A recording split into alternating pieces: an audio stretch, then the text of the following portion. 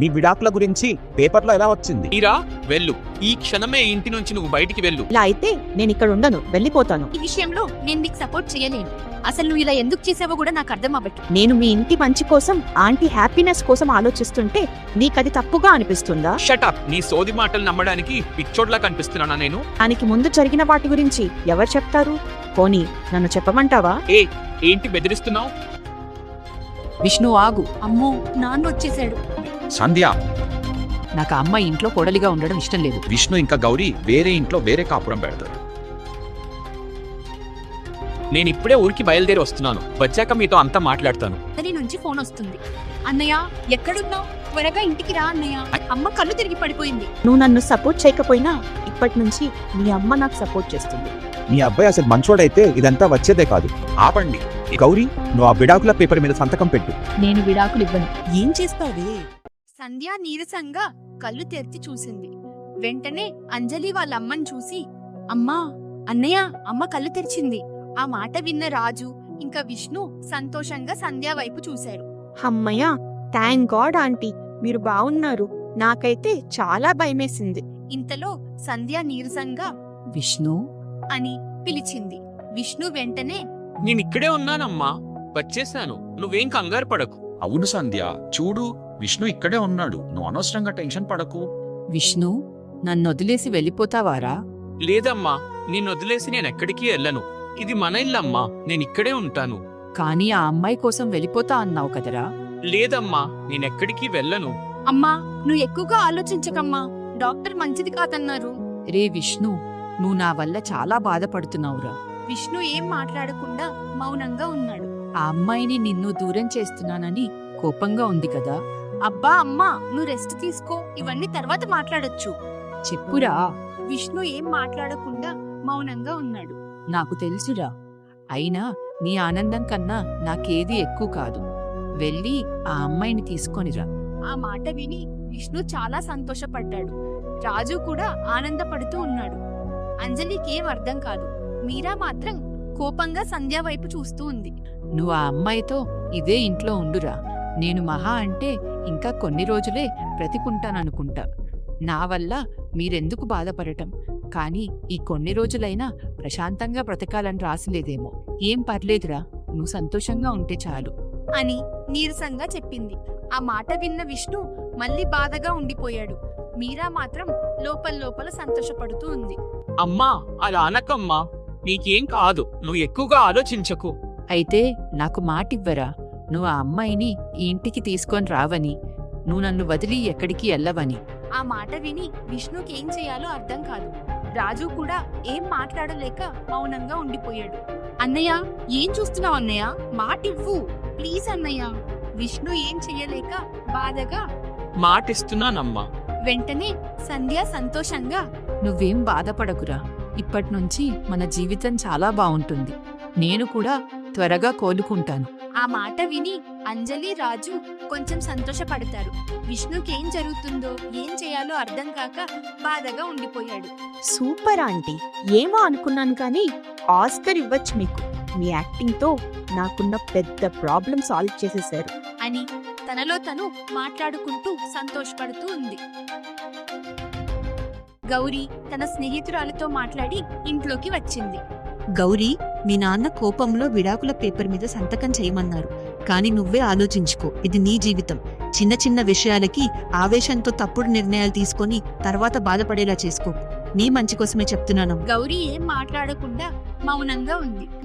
మీ నాన్న వచ్చేలోపు అల్లుడికి ఫోన్ చేసి మాట్లాడు.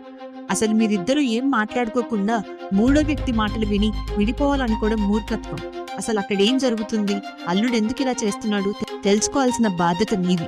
గౌరీ ఆ మాట విని ఆలోచిస్తూ ఉంది. నువ్విప్పుడే అల్లుడికి ఫోన్ చేస్తున్నావు, లేదా నా మీద ఒట్టే. గౌరీ వెంటనే కోపంగా, అమ్మా, ఏంటిది? ఒట్టు వేసి నన్ను బలవంతం చేస్తే అన్నీ సర్దుకుంటాయి అనుకుంటున్నావా? నేనింకేం వినదలుచుకోవట్లేదు గౌరీ. నువ్వు ఫోన్ చేస్తున్నావు అంతే, లేదా నా మీద ఒట్టే. సరే ఆగు, చేస్తాను. నీకెంత చెప్పినా అర్థం కాదు అని ఇష్టం లేకపోయినా విష్ణుకి ఫోన్ చేసింది. కాని విష్ణు ఫోన్ ఎత్తలేదు. వెంటనే గౌరీ కోపంగా, చాలా అమ్మా, చెప్తే వినవు కదా నువ్వు. ఇప్పుడు అర్థమైందా? నేనొక్కదాన్ని ప్రయత్నిస్తే సరిపోదు, అవతల వ్యక్తికి కూడా మాట్లాడాలి, కలిసి ఉండాలి అనిపించాలి. నువ్వు చేసావు కదా, అల్లుడు చూసుకొని మళ్ళీ తిరిగి నీకు చేస్తాడు, నాకు నమ్మకం ఉంది. ఇలా నీ నమ్మకాల్ని నా మీద రుద్ది నన్ను, నా జీవితాన్ని ఇలా తయారు చేసావు. గౌరీ, ఏం మాట్లాడుతున్నావు? అంటే ఏంటి? నా వల్లే నీ జీవితం ఇలా అయిందంటున్నావా? ఒక తల్లిగా నీ సంతోషం నా బాధ్యత. నువ్వు సంతోషంగా ఉంటేనే ఇక్కడ నేను మీ నాన్న ప్రశాంతంగా ఉండేది. కానీ నీకు మాత్రం మేమిద్దరం శత్రువుల్లా కనిపిస్తున్నాం. అమ్మా, నేనలా అనలేదు. కానీ ఎన్ని జరిగినా సర్దుకుపో అని మొదటి నుంచి నన్ను పిరికిదాన్ని చేసావు. నేను సర్దుకుపో అని చెప్పింది చిన్న చిన్న విషయాల్లో, కానీ నువ్వు నీ భర్తకి ఇంకో అమ్మాయికి మధ్యలో ఏముందో కూడా తెలుసుకోలేనంత పిరికిదానిలా ఉండిపోయావు. ఇప్పుడు కూడా అల్లుడు ఫోన్ చేసినప్పుడు నువ్వు మొదట మాట్లాడాల్సిన విషయం ఇదే. భార్యగా నీకు ఆ హక్కు ఉంది, ఇంక నీ ఇష్టం అమ్మా అని అక్కడి నుంచి వెళ్ళిపోయింది. గౌరీ ఆలోచిస్తూ ఉండిపోయింది. మీరా ఇంకా సంధ్య మాట్లాడుకుంటూ ఉన్నారు. అబ్బబ్బబ్బా, ఏం యాక్టింగ్ చేశారా ఆంటీ, సూపర్. యాక్టింగ్ ఏంటి? ఏం మాట్లాడుతున్నావు? ఏంటాంటీ, ఇదంతా యాక్టింగ్ కాదా? మీరా, చిన్నగా మాట్లాడు. గోడలకి కూడా చెవులుంటాయి. ఇది యాక్టింగ్ అని నీకు నాకు తెలుసు. మనిద్దరికి తప్ప మూడో వ్యక్తికి తెలియకూడదు. అంటే ఇది యాక్టింగ్ అనే విషయం మన ఇద్దరం మర్చిపోవాలి. అర్థమైందా? ఓ, ఇప్పుడు అర్థమైంది. You are very intelligent aunty. ఇంతకీ ఆ గౌరీ మళ్ళీ ఫోన్ చేసిందా? అసలేం జరుగుతుంది బయట? మనం అనుకున్నంత పిచ్చిదేం కాదా ఆంటీ, చాలా సెల్ఫ్ రెస్పెక్ట్ ఉన్న అమ్మాయి. సో ఈ పాటికి డివోర్స్ పేపర్స్ మీద సంతకం పెట్టేసి ఉంటది. మీకు ఇంకో విషయం తెలుసా? అంకుల్ కి ఇంకా గౌరీ వాళ్ళ నాన్నకి కూడా గొడవ అయ్యింది. వాట్? అవునా? ఎస్ ఆంటీ, అంకుల్ మీ హెల్త్ గురించి చాలా వర్రీ అవుతున్నారు. ఆ కోపంలో వాళ్ళకి ఫుల్ క్లాస్ పీకేశాడు. సో మనకింకా అన్ని వేస్ క్లియర్ అయినట్టే. ఇంక నుంచి మొత్తం మన చేతుల్లోనే ఉంటుంది. మనం ఏం డిసైడ్ చేస్తే అదే జరుగుతుంది. Very good. విష్ణు కోసం వేసిన ప్లాన్ అందరి కోసం పనికొస్తుంది. ఒక్క దెబ్బకి 2 పిట్టలు. ఆంటీ, మెల్లగా, గోడకు కూడా చెవులుంటాయి. హా, అదేలే. నువ్వు ముందు వెళ్ళి బయట ఏం జరుగుతుందో తెలుసుకో. విష్ణు బాధగా ఆలోచిస్తూ ఉన్నాడు. అన్నయ్య, కొన్ని రోజులు ఇవన్నీ వదిలేసి అమ్మ గురించి మాత్రమే ఆలోచిద్దాం. ప్లీజ్ రా, అమ్మని చూసావు కదా. మాటిచ్చావని బాధపడకన్నయ్య. నిజంగా నువ్వు గౌరీ కలిసి ఉండాలని రాసుంటే ఖచ్చితంగా ఆ దేవుడే మీ ఇద్దరికి ఏదో విధంగా హెల్ప్ చేస్తాడు. ఇంతలో రే విష్ణు, ఇన్ని రోజులు నేను మీ అమ్మని చాలా మాటలు అన్నానురా, కానీ ఇలా అవుతుంది అనుకోలేదు. పిచ్చిది, ఇంత స్ట్రెస్ తీసుకుంటుంది అనుకోలేదు. ఇంకా చాలురా, కొన్ని రోజుల వరకు గౌరీ విషయం సంధ్య దగ్గర ఎవరు తీసుకురాకండిరా. కానీ నాన్న, గౌరీకేం చెప్పాలి? గౌరీ చాలా మంచి అమ్మాయిరా. నువ్వు తనని కలిసి మాట్లాడితే అన్నీ అర్థమయ్యేలా చెప్తే ఆ అమ్మాయి అర్థం చేసుకుంటుందిరా. కోపంలో 2 మాటలు అన్నా కూడా నువ్వు మాత్రం నోరు జారకు. ఆ అమ్మాయిని చాలా బాధ పెట్టావు ఇప్పటికే. నేను కూడా ఇందాక కోపంలో బావగారిని మాటలు అనేశాను. క్షమాపణ అడుగుతాను. నువ్వు మాత్రం ముందు గౌరీకి ఫోన్ చేసి మాట్లాడురా. అలాగే నాన్న. అదంతా చాటుగా విన్న మీరాకి చాలా కోపం వచ్చింది. ఏం చేసినా వీళ్ళు మాత్రం మారేలా లేరు. ఒకవైపు అమ్మ మీద ప్రేమ, ఇంకోవైపు ఆ గౌరీ మీద. ముగ్గురు భలే ప్లాన్స్ వేస్తున్నారు. ఇంకా చాలు, ప్లాన్ బి స్టార్ట్ చేయాల్సిందే అని కోపంగా తనలో తను మాట్లాడుకుంటూ ఉంది. గౌరీకి విష్ణు నుంచి ఫోన్ రావడం చూసి కొంచెం షాక్ అవుతూ ఫోన్ ఎత్తింది. గౌరీ, చెప్పండి. గౌరీ, ఇప్పుడు నేనేం చెప్పినా నీకు తప్పుగానే అనిపిస్తుంది, లేదా అబద్ధంగానే అనిపిస్తుంది. నేను రావాలనుకునే బయలుదేరాను, కానీ అనుకోకుండా అమ్మకి. సరే, అదంతా వదిలేయ్. ఇందాక మా నాన్న మావయ్యతో అలా మాట్లాడినందుకు చాలా సారీ. నాన్న కూడా ఫోన్ చేసి క్షమాపణ అడుగుతా అన్నారు. అసలేం మాట్లాడాలో అర్థం కాని పరిస్థితిలో ఉన్నాను నేను. నువ్వు అర్థం చేసుకుంటావు అనుకుంటున్నాను గౌరీ. అర్థం చేసుకోవడానికి అసలు ఏం జరుగుతుందో నాకు తెలియాలి కదండి. విడాకుల పేపర్స్ వచ్చిన రోజు నుంచి ఈ రోజు వరకు మీరు నాతో ఒక్క మాట కూడా మాట్లాడలేదు. అసలు ఏం చేస్తున్నారు, ఏం చేద్దాం అనుకుంటున్నారు కూడా నాకు చెప్పలేదు. అలాంటిది నన్నేం అర్థం చేసుకోమంటారు? గౌరీ, నువ్వు ఎక్కువ ఏం ఆలోచించకు, కంగారు పడకు. టైం చూసుకొని నేనొచ్చి నీతో అంతా మాట్లాడతాను. ఎప్పుడండి? మన విడాకులు అయిన తర్వాత. గౌరీ, అలా కాదు. లేదండి, నేను వెంటనే మిమ్మల్ని కలవాలి, మీతో మాట్లాడాలి. నాకన్ని విషయాలు తెలియాలి. తెలుసుకోవాల్సిన హక్కు నాకుంది. అవును, నీకా హక్కు ఉంది, కాదనట్లేదు. కానీ కొన్ని రోజులు ఓపికగా ఉండు. లేదండి, రేపే నేను మిమ్మల్ని కలవాలి. విడాకుల గురించే కాదు, ఆ మీరాకి మీ మధ్యన ఉన్న విషయాల గురించి కూడా నాకు మొత్తం తెలియాలి. సరే, రేపు నేను బయలుదేరి వస్తాను. లేదండి, నేనే రేపు వస్తున్నాను. అక్కడికి వచ్చాక కలుద్దాం అని ఫోన్ పెట్టేసింది. ఏమైందిరా? ఏమనింది? గౌరీ రేపు ఇక్కడికి వస్తుంది నాన్న. వెంటనే అంజలి షాక్ అయి, ఏంటన్నయ్య నువ్వు అమ్మకి మాట ఇచ్చావు, మర్చిపోయావా? గౌరీని ఇక్కడ చూస్తే అమ్మ ఎలా రియాక్ట్ అవుతుందో నీకు అర్థమవుతుందా? అసలు ఏం చేస్తున్నావు నువ్వు? అంజలి ఆపు. నాకు కూడా అమ్మ గురించి టెన్షన్ ఉంది, కానీ నేనేం చేయాలి? అటు గౌరీ గురించి ఆలోచించాలా, ఇటు అమ్మ హెల్త్ గురించి భయపడాలా? గౌరీ కన్నా అమ్మ హెల్తే ముఖ్యం అన్నయ్య నాకు.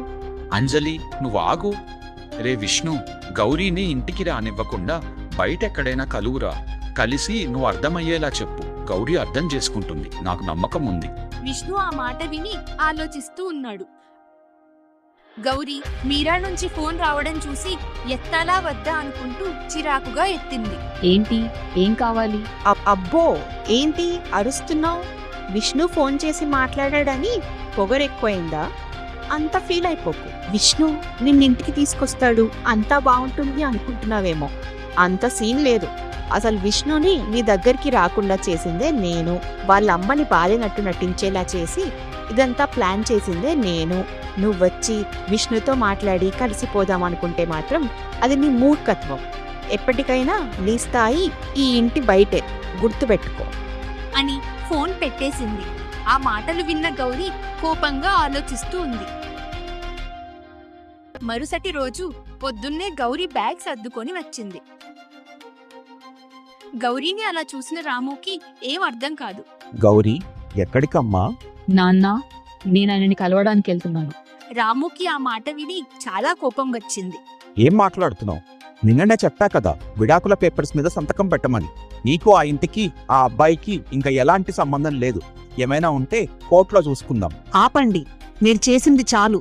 మీ అహంకారంతో, కోపంతో గౌరీ జీవితం నాశనం చెయ్యకండి. పద్మా, నోరుముయ్, నీకేం తెలీదు. లేదండి, ఇన్ని రోజులు మీరు చెప్పిందే వింటూ వచ్చాను. ఇప్పటి నుంచి మీరు చెప్పింది కాదు, నా కూతురికి ఏది మంచో అదే చేస్తాను. ఏది మంచి? మన కూతుర్ని మోసం చేయడమా, అవమానించడమా? నలుగురిలో విడాకుల గురించి చెప్పి పరువు తీయడమా? నాన్న, నేను అక్కడికి వెళ్తుంది ఇవన్నిటి గురించి మాట్లాడడానికే. అవసరం లేదు. ఇంకా వాళ్ళతో మనకి మాటలు అనవసరం. నాకు అవసరం నాన్న. ఇన్ని రోజులు వాళ్ళకి నచ్చినట్టు, మీరు అనుకున్నట్టు బ్రతికాను. కానీ ఇప్పటి నుంచి నాకు అనిపించినట్టు బ్రతుకుతాను. నాకు అన్నిటికన్నా నా ఆత్మగౌరవం ముఖ్యం. అంటే ఏంటి గౌరీ, ఇప్పుడు కూడా నువ్వు అల్లుడితో గొడవ పడ్డానికి వెళ్తున్నావా? లేదమ్మా, నా జీవితంలో ఒక సరైన నిర్ణయం తీసుకోవడానికి వెళ్తున్నాను. గౌరీ, ముందే చెప్తున్నాను, నువ్వు ఆ అబ్బాయితో గొడవ పడ్డా తిరిగి ఇక్కడికి వచ్చినా నా మీద. ఆపమ్మా, నీ మీద ఒట్టేసుకొని నన్ను బలి చెయ్యకు. నిజంగా నీకు నీ కూతురు మీద నమ్మకం ఉంటే నేను తీసుకోబోయే ఏ నిర్ణయం అయినా దాంట్లో నాకు తోడుగా ఉండు, లేదా వదిలే. గౌరీ, నేను మాత్రం ఎప్పుడు నీ వైపే ఆలోచించానమ్మా. అందుకే చెప్తున్నా, వాళ్ళు నీకు సరికాదు. ఏదున్నా ఈ రోజుతో తేల్చేసుకొనిరా. నాన్న, అమ్మకి చెప్పిందే నీకు వర్తిస్తుంది. నేను తీసుకోబోయే నిర్ణయం మీలో ఒక్కరికి నచ్చచ్చు, ఇంకొకరికి నచ్చకపోవచ్చు. కానీ అలా అని మీ ఇద్దరిలో ఎవరిని బాధ పెట్టాలనే ఉద్దేశం కాదు నాది. నన్ను అర్థం చేసుకుంటారనుకుంటున్నాను. వెళ్ళొస్తాను. ఈ రోజుతో నాకు అన్ని విషయాలు తెలిసిపోతాయి. నేను తీసుకోబోయే నిర్ణయం ఆయన చెప్పే నిజాల మీద ఆధారపడి ఉంది. కానీ మేం కలిసి భార్యాభర్తలుగా బతకడానికి ఆ నిజం ఒక్కటే సరిపోతుందా? మీరు తెలుసుకోవాలనుకుంటే వెంటనే ఛానల్ని సబ్స్క్రైబ్ చేసుకోండి. ఇప్పటి నుంచి ప్రతి మంగళవారం మరియు శుక్రవారం సాయంత్రం 6 గంటలకి కలుద్దాం.